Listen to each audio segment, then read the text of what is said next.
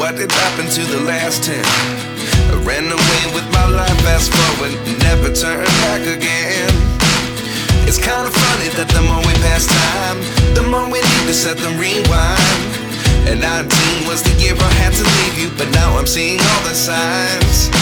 Is this really happening? I can't believe it's true. I'm just as surprised as you. Is this really happening? I can't be too sure, but one day I'll be yours again.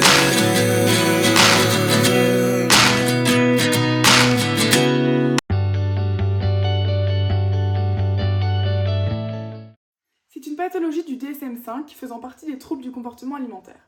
Cela consiste à réduire de manière considérable les apports énergétiques dont le corps a besoin pour fonctionner, ce qui entraîne donc une diminution importante du poids. C'est aussi la peur constante de devenir gros alors que justement le poids est très bas. Les patients souffrant d'anorexie mentale ont souvent une mauvaise perception de leur poids et de leur corps, ce qui influe l'estime de soi. Il existe deux types d'anorexie, le type restrictif et le type accès hyperphagique, c'est-à-dire qu'il y a des accès de gloutonnerie ou des comportements compensatoires comme des vomissements ou de la prise de laxatifs, ce qui n'est pas présent dans l'anorexie de type restrictive. La sévérité de la pathologie dépend de l'indice de masse corporelle. Elle est dite sévère lorsque l'indice de masse corporelle est inférieur à 15. L'anorexie mentale se déclare la plupart du temps entre 14 et 17 ans et le plus souvent chez les femmes. Elle engendre de nombreuses conséquences physiques graves pour l'ensemble du corps. Venez avec moi, je vais vous montrer un exemple d'entretien TCC pour accompagner les patients souffrant d'anorexie mentale. Je vous présente ma patiente d'aujourd'hui, Anaïs, qui a 18 ans et qui souffre d'anorexie mentale. Pour information, la prise en charge psychologique se fait en parallèle d'un suivi médical, nutritionnel et physique adapté. La plupart du temps, on propose aussi une prise en charge familiale pour accompagner les proches aidants et les impliquer dans le processus de soins. Une prise en charge TCC commence tout d'abord par des entretiens pour apprendre à connaître la patiente, son histoire de vie, ses antécédents, son trouble et créer une bonne alliance thérapeutique. On interroge la demande de la patiente et on procède à une évaluation de sa motivation au changement.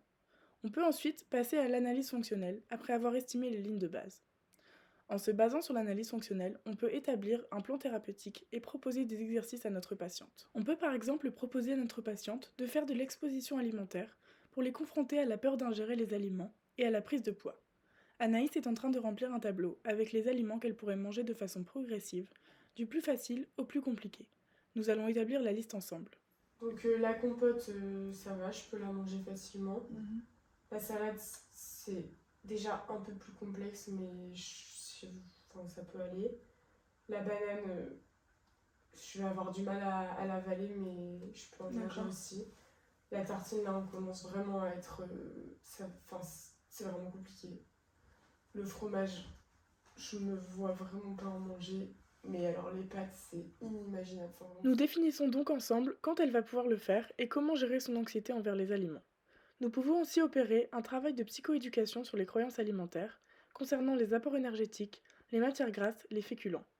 Il est aussi important de vérifier d'où viennent leurs informations et de les nuancer, notamment par rapport aux réseaux sociaux.